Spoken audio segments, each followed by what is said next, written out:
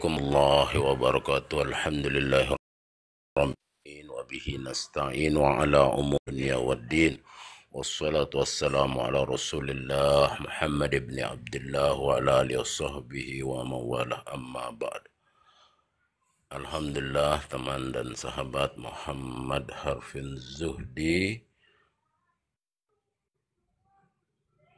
yang sudah hadir dan bergabung, mari kita bersyukur pada Allah, bersalawat salam kepada Rasulullah, dan masih di bulan Syawal saat ini, tanggal 17 Syawal 1446 Hijriah.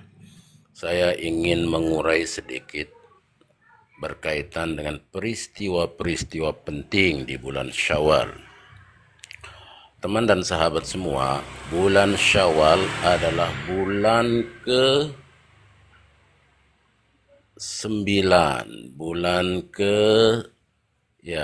ke-10, bulan ke-10 di hitungan kalender Hijriah. Apa yang menarik di bulan Syawal? Pertama, peristiwa penting di bulan Syawal, sehingga itu sekarang menjadi tradisi di masyarakat muslim, itu adalah peristiwa pernikahan Rasulullah Sayyidina Muhammad dengan Aisyah Humairah, istri Rasulullah Sallallahu Alaihi Wasallam. Rasulullah menikahi Siti Aisyah, dan itu diriwayatkan dalam hadis Imam Muslim yang menyatakan bahwa yang diriwayatkan langsung oleh Aisyah, yang mengabarkan bahwa aku dinikahi oleh Rasulullah pada bulan Syawal, dan aku memulai berumah tangga dengan Rasulullah pada bulan Syawal, dan aku termasuk istri-istri Rasulullah yang sangat beruntung karena menikah di bulan Syawal, dan aku sangat senang kalau para perempuan, keluargaku yang perempuan menikah di bulan Syawal. Jadi itulah landasan dalil bagi kesunahan atau kesunahan menikah di bulan Syawal. Tapi menikah di bulan selain bulan Syawal tidak menjadi masalah. Tidak ada bulan yang syal, tapi umumnya kalau ittiba Rasulullah disunnahkan, atau Siti Aisyah istri Rasulullah sangat senang dinikahi Rasulullah pada bulan Syawal. Teman dan sahabat semua, kemudian masih berkaitan dengan bulasan, peristiwa kedua adalah peristiwa lahirnya Imam besar, Imam Bukhari. Imam Bukhari kita semua tahu bahwa sebagai perawi hadis yang sangat masyhur dan sangat terkenal. Kitab yang diriwayatkan itu hadis-hadis Rasulullah dikumpulkan dalam kitab Sahih Bukhari. Imam Al-Bukhari ini lahir di Uzbekistan, di Bukhara namanya, daerah Bukhara di negara Uzbekistan, masuk Asia Tengah. Jadi Imam Bukhari lahir pada hari Jumat tanggal 13 Syawal 193 Hijriah. Beliau wafat juga alhamdulillah di bulan Syawal tanggal 1 Syawal berapa tahun kemudian ya. Yang menarik dari Imam Bukhari ini adalah beliau adalah contoh terbaik ulama yang mendedikasikan hidupnya untuk kemaslahatan, untuk kejayaan Islam. Jadi Imam Bukhari sejak umur 10 tahun beliau sudah hafal Al-Quran. Kemudian beliau melakukan pengumpulan hadis-hadis Rasulullah selama 16 tahun. Hadis yang dikumpulkan itu berjumlah 600.000 hadis. Bayangkan 600.000 hadis dan beliau menghafal 300.000 hadis dengan 80.000 perawi. Subhanallah, inilah bentuk legacy, bentuk asar, bentuk perjuangan yang sangat luar biasa. Allah takdirkan Imam Bukhari sebagai orang yang betul-betul ikhlas dan memiliki dedikasi yang tinggi dalam mengumpulkan hadis-hadis Rasulullah. Kita tahu hadis-hadis yang diriwayatkan oleh Imam Bukhari ini berkualitas terbaik. Jadi levelnya itu setelah Al-Quran sebagai masadirul ahkam, sebagai sumber hukum Islam. Hadis-hadis Imam Bukhari ini levelnya di bawah Al-Quran. Nah, Imam Bukhari kalau kita lihat luar biasa spirit dan kerja-kerja intelektual yang dilakukannya. Beliau melakukan pengelanaan, pengembaraan dari satu daerah, dari kampung, satu kampung, kemudian berjalan terus melakukan verifikasi, melakukan validasi, dan melakukan seleksi yang sangat ketat terhadap hadis-hadis Rasulullah. Karena ketatnya seleksi hadis yang dilakukan oleh Imam Bukhari lah yang menempatkan hadis-hadis sebagai sahih. Sahih paling terbaik di antara kitab-kitab hadis yang ada. Jadi hadis itu harus secara sanad harus terhubung siapa perawinya. Misalnya kalau Rasulullah menyampaikan sebuah hadis di lingkungan para sahabat, katakan ring satu para sahabat di sana itu, misalnya di sana ada Sayyidina Abu Bakar, Utsman, kemudian Umar bin Khattab atau yang lain. Nah, ini ring pertama. Nah, kemudian ring kedua setelah disampaikan oleh sahabat yang ring pertama, kedua, ketiga, dan seterusnya, itu harus tersambung. Jadi sanad itu bagaikan mata rantai, tidak boleh putus. Ittisal, terhubung semua. Nah, inilah kualitas sanad yang tersambung, yang tidak ada putus. Itulah yang terbaik dalam seleksi periwayatan hadis. Kemudian perawinya yang meriwayatkan hadis itu harus orang-orang yang memiliki integritas tinggi, ada thiqah. Jadi orang memiliki integritas, kepercayaan bahwa dia benar orang-orang yang alim, yang soleh, yang adil. Kemudian ada dhabit namanya, orang yang cerdas, yang kuat hafalannya, dan orangnya adil, orangnya memiliki karakter akhlak, perilaku yang baik. Jadi dalam proses periwayatan hadis ini, hadis riwayah, hadis dirwayah dan lain sebagainya ini ada seleksi yang sangat ketat. Inilah bentuk tes, fit and proper test sebuah hadis. Ini luar biasa ajaran Islam dalam konteks hadis ini. Begitu detail dan telitinya sehingga tersaring apakah ini hadis benar berasal dari Rasulullah ataukah tidak. Makanya ada klasifikasi nanti, ada hadis mutawatir, ada hadis sahih, ada hadis hasan, ada hadis dhaif dan lain sebagainya. Nah, inilah yang dilakukan oleh Imam Bukhari. Jadi Imam Bukhari sudah memberikan legacy, jadi peninggalan yang luar biasa, bentuk keikhlasannya. Makanya Allah memilihnya menjadi mujtahid, mujaddid, penjaga agama ini, penjaga ajaran Islam ini. Dan buktinya sampai sekarang kitab-kitabnya menjadi rujukan yang sangat fundamental.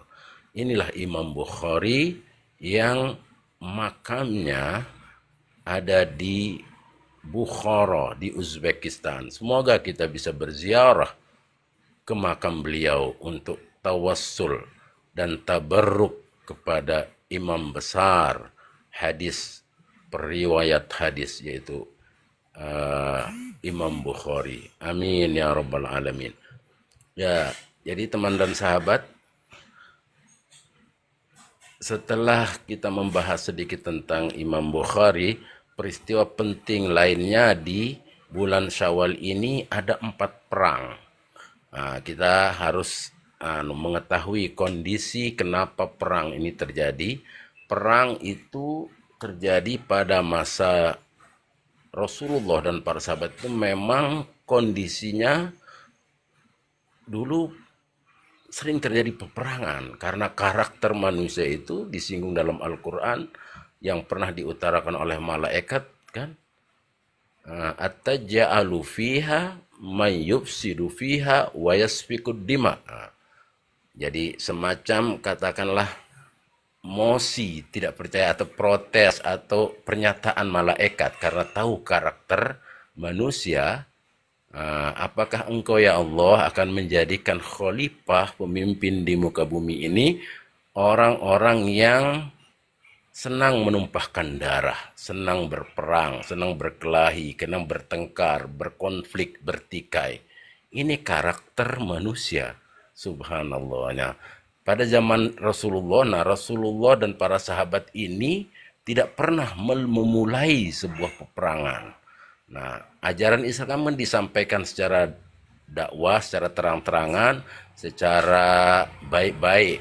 Nah, orang-orang kafir Quraisy, orang-orang Yahudi, orang-orang Nasrani ini tidak senang karena seolah-olah ada ajaran baru yang akan mengeliminir ajaran mereka. Nah, ini kemudian mereka melakukan peperangan. Nah, dalam konteks kita diperangi, mau tidak mau kan harus ada defense, ada perlawanan, ada pertahanan untuk mempertahankan diri. Kalau tidak melakukan peperangan, bertahan, maka konyol, akan habis semua.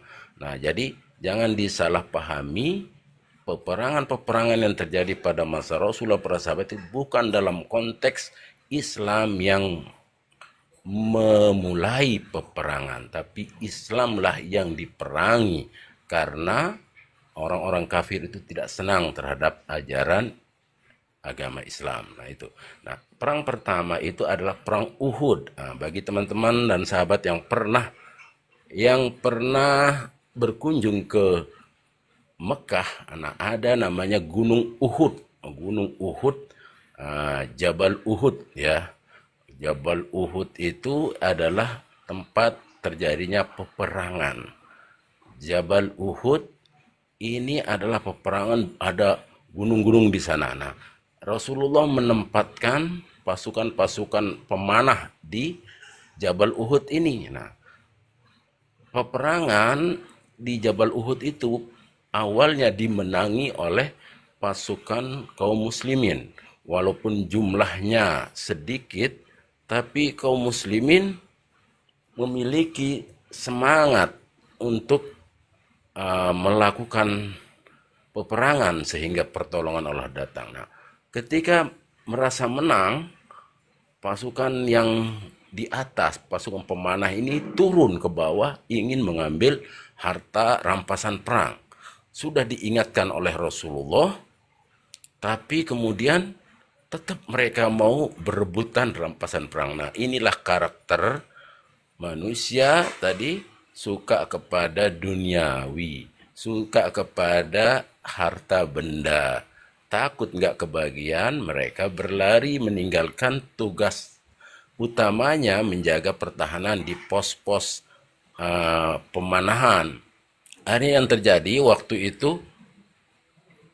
Khalid bin Walid, komandan pasukan kafir Quraisy itu namanya Khalid bin Walid. Nah, ini beliau kemudian mendapatkan hidayah masuk Islam. Sebelum masuk Islam, Khalid bin Walid melihat ini adalah kelengahan kaum muslimin.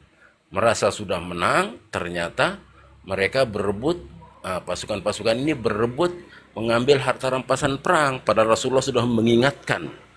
Akhirnya banyaklah berguguran orang-orang, pasukan kaum muslimin itu ditombak, dipanah, dipenggal dari belakang karena mereka sibuk mengambil harta rampasan perang.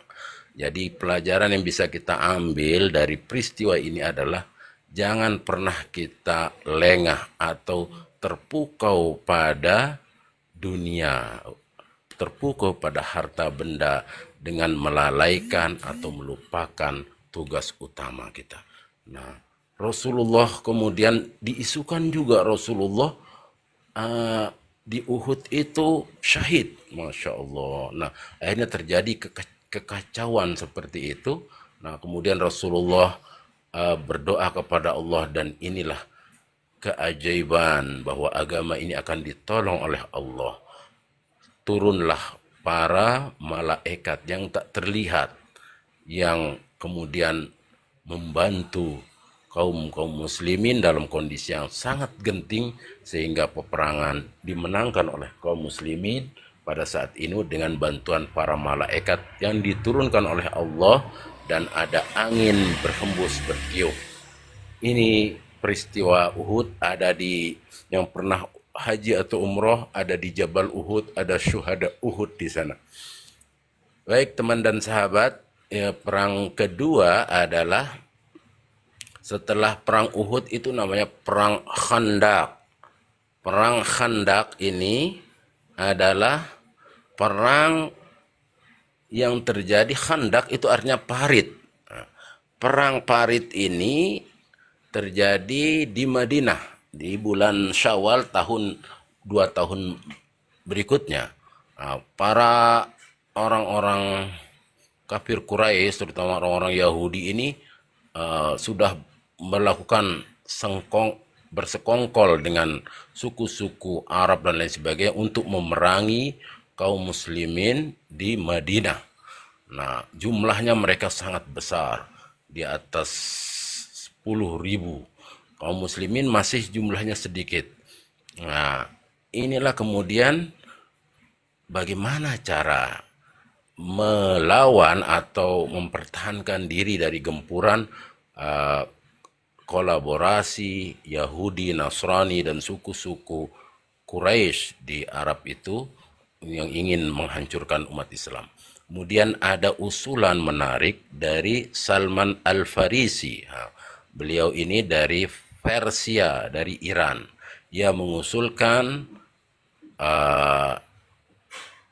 dibuat parit yang besar, digali parit yang besar sehingga orang-orang kafir Quraisy itu tidak bisa memasuki kota Madinah. Akhirnya para sahabat menggali parit yang dalam dan besar itu untuk menghalangi mereka masuk kota Madinah. Ini adalah strategi yang sangat cerdas dari Salman Al-Farisi. Rasulullah juga turut serta menggali parit ini. Makanya disebut perang Khandaq. Perang Khandaq ini kemudian ketika musuh datang, orang Yahudi, Nasrani, dan kafir Quraisy ini datang, ternyata mereka terperangkap di pintu gerbang kota Madinah, tidak bisa masuki kota Madinah karena ada parit besar.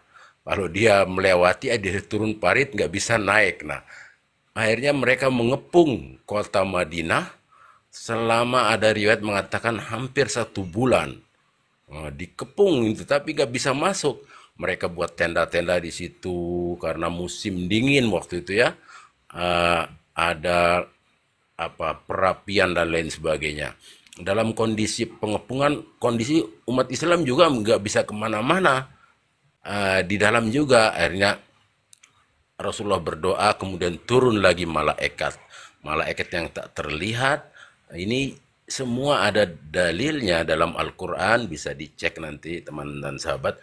Al-Quran meniupkan angin yang keras sehingga api-api yang dinyalakan itu pada padam, kemudian ada guncangan, terus ada malaikat yang turun, sehingga intinya perang Khandaq dimenangkan oleh kaum muslimin, sehingga itulah yang menjadi momentum kemudian Islam semakin dikenal, karena dalam peperangan Islam ini menggunakan strategi yang brilian, tidak banyak menumpahkan darah, tidak banyak mengorbankan jiwa, tapi banyak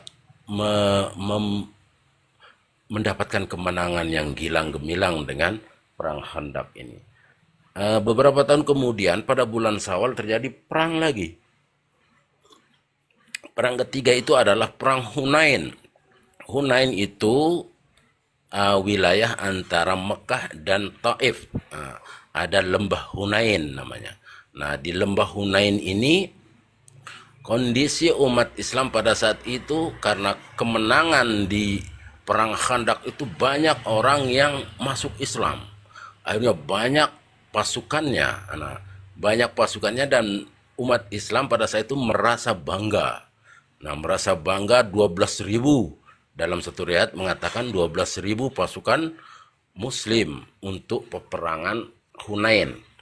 Nah, orang kafir Quraisy ini lebih dari sana, ada 20.000. 12.000 tambah 12 lawan 20.000 tambah lawan 12.000 kan nggak terlalu jomplang. Nah, kaum muslimin pada saat itu merasa bangga dengan kekuatan. Wah, kita pasti menang. Nah, ini terkait dengan perang Hunain, ketika perasaan bangga yang berlebih itu terjadi sebaliknya. Tapi ketika terjadi strategi yang jitu, kemudian merasa khawatir dan mohon pertolongan Allah, maka akan datang. Nah, kebalikan dari perang Khandaq ini, perang Hunain ini menarik teman dan sahabat. Ketika pasukan Muslim memasuki lembah Hunain, lembah Hunain itu banyak gunung-gunung juga. Nah, tiba-tiba pasukan Muslim disergap mendadak oleh pasukan kafir Quraisy yang berlindung di balik bukit dan gunung-gunung. Dalam kondisi seperti itu kocar-kacir pasukan Muslim. Nah, tadi merasa bangga, senang, wah kita pasti menang. Nah, kepedean yang berlebih itu juga tidak baik karena tidak awas, tidak waspada. Nah, akhirnya yang terjadi adalah banyak sekali pasukan Muslim yang lari tunggang langgang. Nah, ini terutama yang baru-baru masuk Islam ini.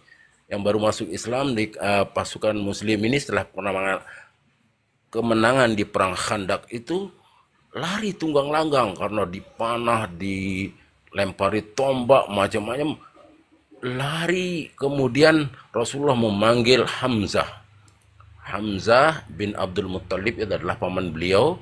Kemudian Hamzah ini punya suara yang besar, kemudian yang lantang. Di antara lembah Hunain itu suaranya menggema, wahai kaum Ansor, dan kaum mu'allab yang baru masuk Islam, kembali kita bersatu menghadapi musuh kafir Quraisy, begitu. Kira-kira suara Hamzah menggema di antara bebukitan di Hunain.